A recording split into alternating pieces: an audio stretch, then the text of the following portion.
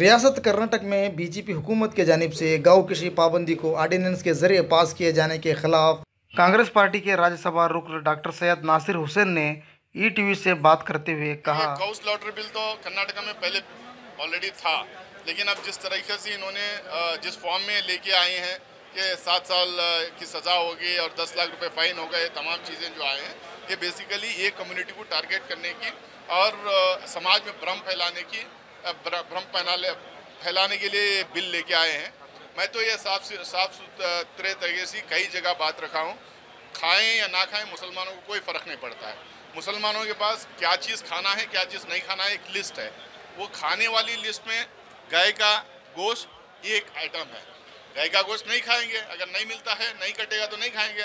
भैंसा का खाएंगे, बकरे का खाएंगे, मुर्गी खाएंगे, मछली खाएंगे, ऊँट का गोश्त खाएंगे, जो भी खाएंगे खाएंगे। इससे सबसे ज़्यादा नुकसान अगर इस देश में किसी को होने वाला है तो इस देश के किसान को होने वाला है।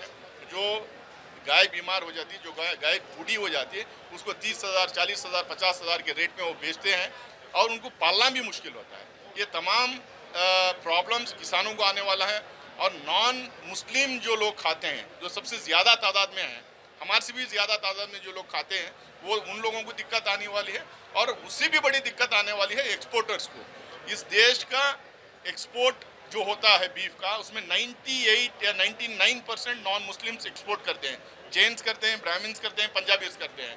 अगर वो एक्सपोर्ट चाहे तो एक्सपोर्ट बंद करा लें, नुकसान उनको होने वाला है।